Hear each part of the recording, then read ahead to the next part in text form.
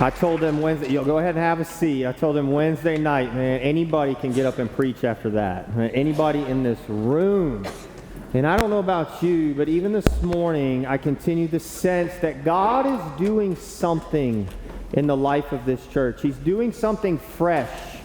He's doing something new. I'm not using the word better. He's just doing something different, something new, something fresh, something exciting. And that's a word that I continue to hear over and over. And yes, absolutely, there is an excitement to our future as First Baptists and what God is doing and what He's up to even now in the life of this church. And you all, man, y'all have been so gracious and so generous to me and to my family. You have loved us well as we were open to what God might have in our future, whatever that might have looked like as a senior pastor. I had two prayers that I had written in my journal. The first prayer was, God, that you would give the people a love for me and my family. That was it. The second prayer was, give us a love for the people. And you have loved our family well in these last 3 weeks. And we have gone to basketball games. We've gone to gymnastics, right? We've gone out to dinner. We've been given gift cards. Like, you guys have made this transition incredibly, incredibly smooth. And so thank you so much for how you've loved me and my family. But over time as well, in these last few weeks, and even before, I would start to hear things like, man, we're so excited about the future. We're so excited about what God is going to do. We're so excited about you coming, right? That you're a perfect fit for who we are and where we're going in the future. Man, we're so excited about what God is doing. And if I'm not careful, I can start to think of myself more highly than I should when I start to hear those things. But if you're not careful, you can start to think of me more highly than you should. And my friend David Witten, my former senior pastor, says this: 3 things that just don't exist: unicorns, Bigfoot, and perfect pastors. All right? They just don't exist. All right? And I'm not a perfect pastor. And you're going to learn that. I will let you down at some point. But it is exciting about what God is doing in this transition of leadership here at First Baptist. It's exciting, and maybe it's uncertain for some, and maybe there's some questions for some, right, about the future and what's going on. But we're not alone. Man, Israel had a similar transition of leadership in their past, right? They've been wandering around for 40 years. God had been leading them through a man named Moses. And then Moses passes away, and another man takes over, and his name is Joshua. And Moses hands that leadership to Joshua. And now Joshua is in charge of Israel, God's people, right? And he's got a new future for God's people, and he's leading them into it. And I think there's some principles that we can learn here this morning from Joshua chapter 3, but here's 3 disclaimers I just want to give up front that I am completely aware of. Gil McKee is not Moses, okay? I'm not Joshua, and you all have not been wandering for 40 years aimlessly, okay? I get that. Not everything is going to translate, but what I do think does translate is 3 principles that we can learn from this transition that happened in the life of Israel. And so the first thing that we learn is that we need to remember what God has done. Verse 1 says this: Then Joshua rose early in the morning, and they set out from Shittim. And they came to the Jordan, he and all the people of Israel, and lodged there before they passed over. God's people were headed to this new future. They were headed to what God had in front of them, and Joshua was leading them. And they're right there. If you take a picture, if you look at a picture of the map, you can see that they were right there. They're right up on it, right? And the only thing that's between them is this river. And so the Jordan is there. They get up on it, and instead of going across it, it says that they lodge there. And what we find out is that they stay for 3 days. So like, they're not getting a hotel room just to break up a long trip. They're camping out. So what are they doing? Like, what are they doing in this time? Well, I think they're doing lots of things, but what I want to believe and what I think, and just knowing human nature and knowing that it's going to take trust in their future, what's over this river, they're going to have to trust God, and they're going to have to trust His faithfulness over this river. So I believe what they're doing is just sitting around telling stories about God's faithfulness. They're remembering what God has already done in their lives as they look to this new future ahead. They start to share stories about, man, you guys remember when we didn't think, like, there was no way, and all of a sudden the water parted and God made a way? Do you remember that? Do you remember when we were so hungry and we didn't know what we were going to eat, and God just started to make food fall out of the sky? Do you remember that? We'd go pick it up. Do you remember when water started to come out of rocks? Do you remember when God provided for us when we didn't know how it was going to happen? They start to tell stories, and they're telling the next generation that wasn't even there. I want to believe that that's what's going on. They're remembering, because here's what's true.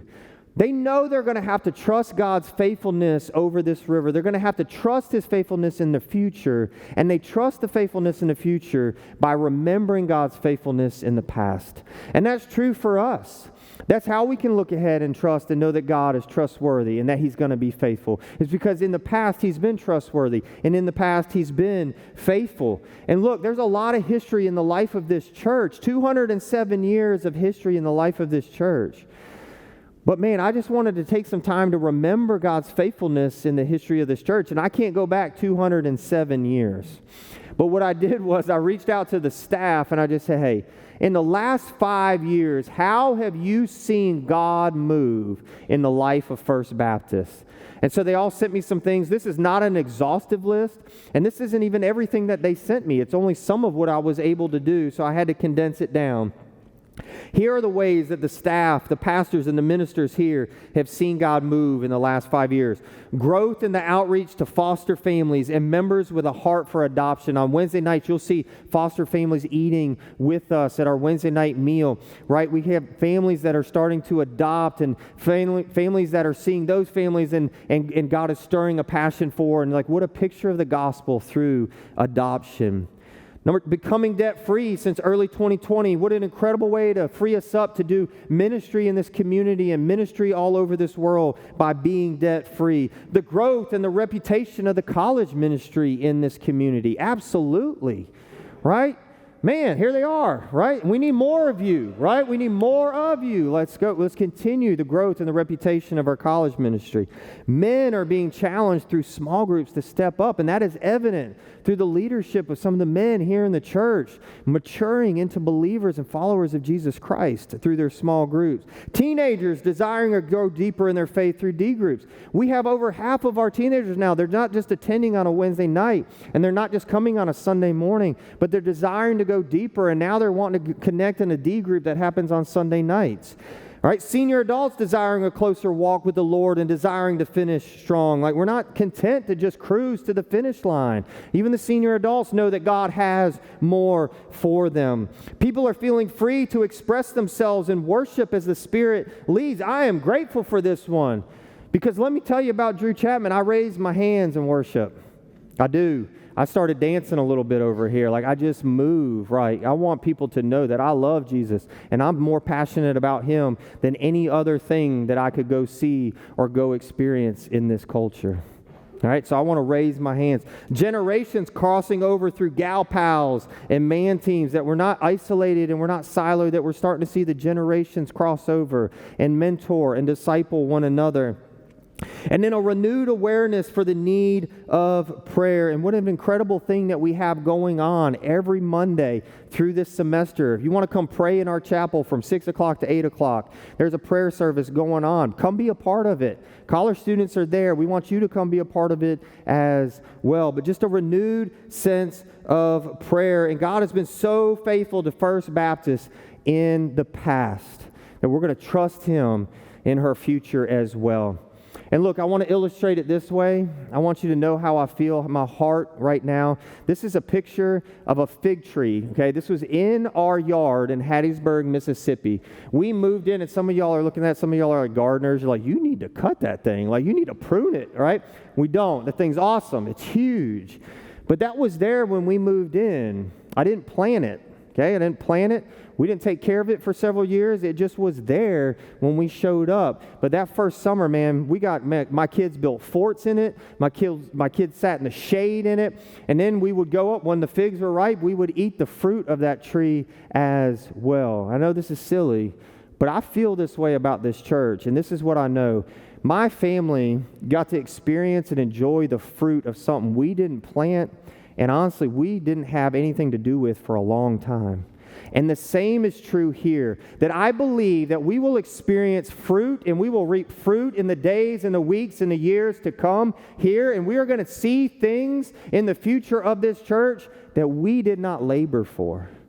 That God is going to, in His kindness, is going to allow us to take part in that we did not labor for. I believe that. Which leads me to our second principle. Not only do we need to remember what God is doing, what God has done, we need to recognize what God is doing. This is what Joshua goes on. This is what God's word goes on to say. At the end of 3 days, the officers went through the camp and commanded the people, as soon as you see the ark of the covenant of the Lord your God being carried by the Levitical priest, then you shall set out from your place and follow it. Yet there shall be a distance between you and it, about 2,000 cubits in length. Do not come near it, in order that you may know the way you shall go, for you have not passed this way before. If you're not familiar with the Ark of the Covenant, after Israel had been freed from Egyptian slavery, God tells Moses, man, build a box, and I'm going to house my presence in this box. And He gives them very specific instructions. And so it might have looked a little bit something like this. Okay? And this was a representation, a visible representation for God's people, that God was dwelling among them, that God was with them. And so then when they would see it, they were reminded that God dwells with His people. But when it would move, they would move. They would follow it. And when it would sit still, they would sit still. And what Joshua is telling them, and what the officers are commanding the people, is to say, hey, don't move until you see God move. But even when you see Him move, stay back, because I know it might be somewhat familiar, and I know you've been looking forward to this future, and I know that you're excited, but don't get ahead of Him. You've not been this way before. In church, the same is true for us. We need to recognize what God is doing, but we also need to recognize that we have not been this way before. I don't know everything about the future of what's going to happen and how God is going to use First Baptist. But what I do know is it's going to be different. Why? Because Drew Chapman wants to come in and just change everything and rock the boat? Absolutely not. It's going to be different because I'm different. I'm not Gil McKee. Gil led you for 25 years, but I'm not Gil McKee. All right, and so I saw this little cartoon a while back, and I thought, this is pretty funny. All right, the caption, this is a pastor search team, says this. The caption says, basically, we're looking for an innovative pastor with a fresh vision who will inspire our church to remain exactly the same. Look, and I think if we're being honest, like some of us feel that way. We're like, yes, we want somebody creative and innovative, and we want it to be fresh, but man, we want to stay exactly where we are. It's comfortable. In church, let me just say, it's going to be uncomfortable. I'm uncomfortable. But one of my favorite pastors that I've watched and kind of followed for a while says this: show me the last time you were uncomfortable, and I will show you the last time you grew. And the same thing is true for us. Let's grow together. Right? Let's be uncomfortable together as we recognize what God is doing. And so as I share this, just know this isn't something I dreamed up. This wasn't something that I sat around and it's going to be just brand new to anybody. Actually, what happened was I kind of discovered it as I was going through the interview process, as I was meeting with the deacons, as I was meeting with the personnel team, as I was meeting with the ministry transition teams. Right? The staff had to answer questions for me as I was going through the interview process. The search team answered questions for me. And what began to happen was a lot of similarities. A lot of things started to rise to the surface. And so instead of dreaming up this vision, I like to think that it was discovered. And it was already here. And if you don't know this, I know you know this, but you need to hear it. You have an incredible staff already in place here. Incredible pastors, incredible ministers that God has already been doing a work through way before I ever got here. And so through them, we've come up and we collaborated, and here's who we're going to be going forward. And I made it an acrostic so you can memorize it. And if you're not taking notes yet, start taking them right now, because part of the next steps this week is going to be to memorize this. So the F stands for Follow Jesus daily with joy and authenticity. The psalmist says, you make known to me the path of life. In your presence there is fullness of joy. At your right hand are pleasures forevermore. Jesus died for your sin, and he died for my sin. And personal knowledge of this, personal surrender to Jesus, it doesn't lead to downcast. It doesn't lead to just sorrow. It doesn't mean we've got to give up fun. It doesn't mean we got to all of a sudden like lose our personality. No, it says in his presence, knowing this Jesus brings fullness of joy. Tuscaloosa needs to see joy-filled people in your classrooms and in your office rooms and in your families. Your roommates need to see it. Your friends need to see it. Your teammates need to see it. Joy. When we come in here on Sunday mornings, they need to see joy in us. Right? When we worship, it needs to be joy-filled worship. But not just joy. Because sometimes that can seem fake. I'm not saying always and every minute. We also need to be authentic. And let's just be honest right now. First Baptist churches come with some stereotypes. They just do. And I haven't experienced any of those stereotypes yet.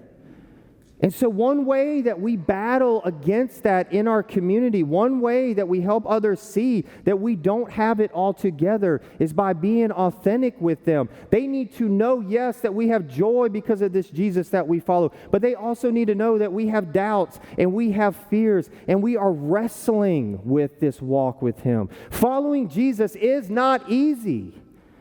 That's not the message of the Bible. The message is, it's not easy, but it's worth it.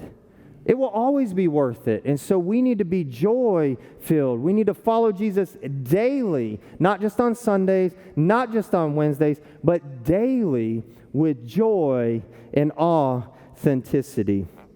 Next is the I. We want to invest in the next generation while equipping all generations. The psalmist says, "O God, from my youth you have taught me, and I still proclaim your wondrous deeds. So even to old age and gray hairs, O God, do not forsake me until I proclaim your might to another generation, your power to all those who come." It's been said that a church that doesn't think about its future, a church that doesn't invest in its future, has no future. And we are going to invest in the next generation. We are going to prioritize the next generation. And what that means is we're going to have to do some things a little different. Look, the message is not going to change, but the methods are going to have to. The message won't, but some of the methods are going to have to. It reminds me, look, even if you're not familiar with the Bible or you didn't grow up in church, you probably in some way have heard the story of David and Goliath. Right? And so David is going to fight Goliath, and so he goes, and here's the next generation, right? He's excited. He's going to take on the giant and for everybody else that wouldn't. And here he comes. He's zealous. He's excited. And next thing you know, King Saul says, "Here, David, wear my armor." And so if you go back and you read the story, Saul puts his armor on David, and David says he tries to walk around it. He tries to move in it. He says, "I can't move in this." And he takes it off and he goes and he fights Goliath without it. And church, listen to me. My fear is that as a church, we have tried to make the next generation fit some of our traditions, fit some of our preferences, and they just don't fit. And the next generation is saying, like, I don't want to follow this Jesus. And we're forcing something on them that they're not asking for. And listen, we're going to have to do some things different. I'm going to ask you to bend, and I'm going to ask you to flex some. But just know this. I know I'm going to have to bend, and I'm going to have to flex some as well, okay? I'm not asking you to do anything that I'm not willing to do myself. I grew up in Mississippi, okay? I went to Mississippi State University. There are some things at Mississippi State University that are said about the University of Alabama, okay? I cannot say them now. I'm a Christian, okay? But look, you're taught to think about Alabama a certain way. You're taught to perceive them a certain way. You are not taught to love Alabama. But I'm going to ask you to bend and flex some, and I know I'm going to have to bend and flex some as well. So I went out this week and bought an Alabama shirt, okay?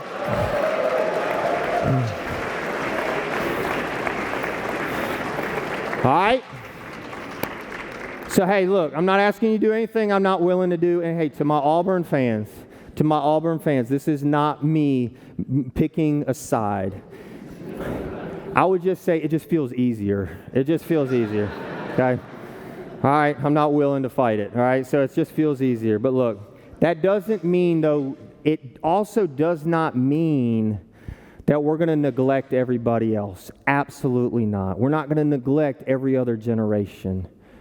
No, look, the young people are needed in this church, the next generation, for creativity, innovation. We need the energy of the next generation. But the young people understand this, that you need the commitment and the perseverance and the experience, and you need the wisdom of the older generations. We need we need each other. And so it's not that we're going to neglect anybody, but we've got to reach this next generation. And the R stands for this. We're going to reach T-Town in loving and practical ways. Jesus said to them, "You shall love the Lord your God with all your heart and with all your soul and with all your mind." This is the great and first commandment. And the second is like it. You shall love your neighbor as yourself. Let me ask you a question. If First Baptist Church ceased to exist tomorrow, right, for whatever reason, if there was some reason that the people in this room, the people in the first service, were not here tomorrow, for some reason we cease to exist, would this community know it? Like, would they feel it? And here's the reality. I can't answer that question. I don't know. I don't feel like I've been here long enough, but I can tell you going forward, the answer will be a resounding yes. That we will love this community in such practical ways that it can't help but know that we are here and that we care about them and that we love them. And so we will meet them in loving and practical ways. This is why in a couple weeks we're opening up our facility for the Homeless Connect. We're going to serve and minister to the homeless here in Tuscaloosa. We got a building. It's downtown. We got the perfect location. Why not open it up? And some of you are even going to serve there. You're going to love on the homeless of this community. We need to see more of that happening. Right? We want to continue to love in practical ways here in T-Town. Some of you in your life groups need to get together in your life groups and go serve with one of our ministry partners. What's going to happen is we don't need to reinvent the wheel. We don't need to create ministries. There are some remarkable ministries happening already in Tuscaloosa. We just need to partner with them. We need to send resources their way. Our greatest resource we have is our people. It's you. It's me. And so we need to go partner with them. We need to serve with them. Right? Maybe individually you get a text from a teacher that says, "Hey, I need supplies for my classroom." Meet that need. Maybe you're going to have coffee with a friend and you see somebody in need. Meet that need. Let's love practically T-Town and let them know that we care about them so that in the future, for whatever reason we didn't exist, this town would feel it. We're going to reach T-Town in loving and practical ways. The S stands for we're going to share Jesus next door and around the world. Go therefore and make disciples of all nations, baptizing them in the name of the Father and of the Son and of the Holy Spirit, teaching them to observe all that I have commanded you. And behold, I am with you always to the end of age. All right, look, I care about discipleship. We want to see children and teenagers and college students and young adults and old adults. We want to see discipleship happening here at First. Absolutely. But hear this, church. Discipleship begins, you become a disciple when you hear the good news of Jesus Christ and you respond to that good news and surrender your life. And they cannot hear that good news unless somebody tells them. And so we will be those somebodies. We will share Jesus next door to the people right next to us, the ones that physically live right next to us, the ones in our families, the ones that sit in class next to us, the ones that are on our teams, that are in our fraternities, that are in our sororities. We are not placed there on accident. We don't have these relationships on accident. We are there and we have a voice and we have the good news. You are God's plan A to share Jesus with them. And so we want to share Jesus next door. But we also want to share Jesus around the world. This year, we've got a trip going to Ecuador that's going to share Jesus around the world. We got a trip going to Clarkston, Georgia. We got a trip going to Thailand. Some of you need to be on those trips. You need to pray about being on those trips. We don't want to just do it here. We want to do it around the world, but we also don't want to just do it around the world and not be willing to do it here either. So the S is we're going to share Jesus next door and around the world. The T is we're going to teach the Bible in a relevant and loving way. 2 Timothy 4, Paul tells Timothy, preach the word. Be ready in season and out of season. Reprove, rebuke, and exhort with complete patience and teaching. And so since I started the interview process, since I've landed here, since we're getting settled, it is obvious from day one that there is a love, there's an appreciation, all right, that God's word is respected by the people of First Baptist Church. And that is not going to change, right? We will continue to preach the Bible. We're going to continue to preach the Bible in a relevant and a loving way because more and more, I don't know if you know it or not, we do not live in a Christian culture. We are in a post-Christian culture. People are not growing up familiar with the Bible. They're not growing up reading this. They're not growing up in churches. And so when you reference things in the Bible, they don't just automatically know it. So they're also not even that. They're thinking this is outdated. This 2,000 and something years, this is outdated. This Jesus, why should I care? And so we need to teach it in our next gen ministries, in our life groups, all right, in our Bible studies here on Sunday morning. We need to teach it in a relevant and a loving way and help people understand that this still matters even now in 2024. That this still speaks to your life. It is still relevant.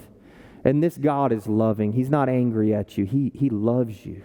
And so we want to teach it in a loving and relevant way. It should edify the believer, but as we teach, we should also consider that non-Christian and that seeker as well.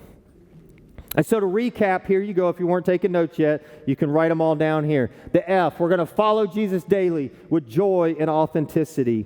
The I, we're going to invest in the next generation while equipping all generations. The R, we're going to reach T-Town in loving and practical ways. The S, we're going to share Jesus next door and around the world. The T, we're going to teach the Bible in a relevant and loving way.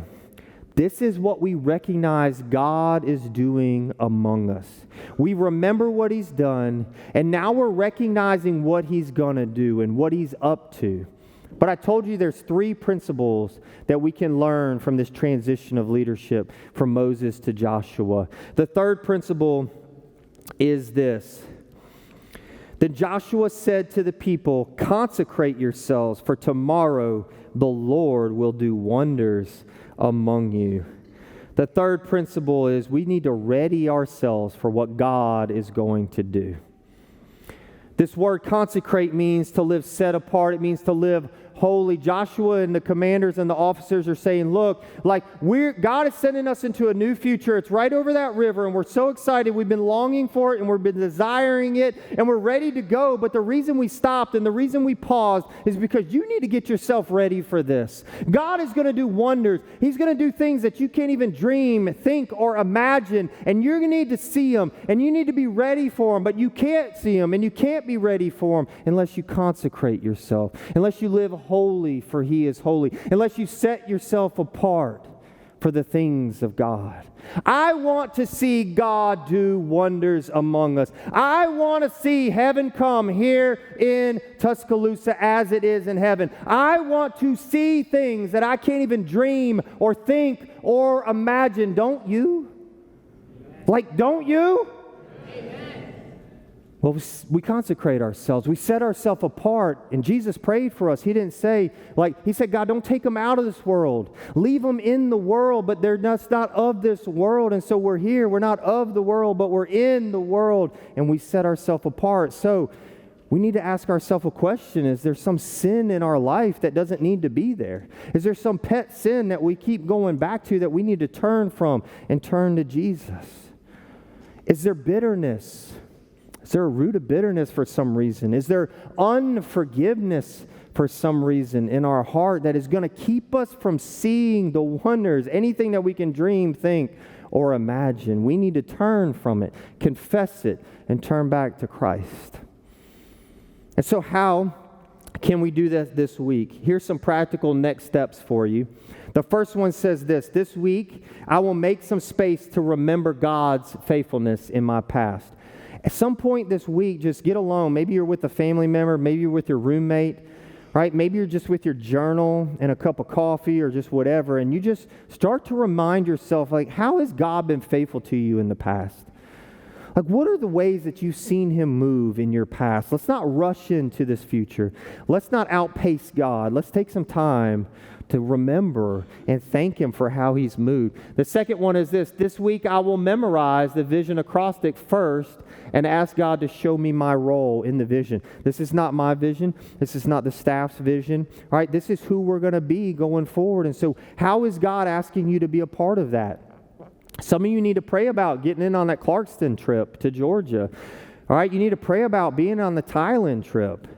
Some of you need to pray about leaving your life group to go serve in our next gen ministries, right? Our preschool, our children, our student ministry. Some of you need to leave your life group and start a new life group so that we can reach the parents of those next generation.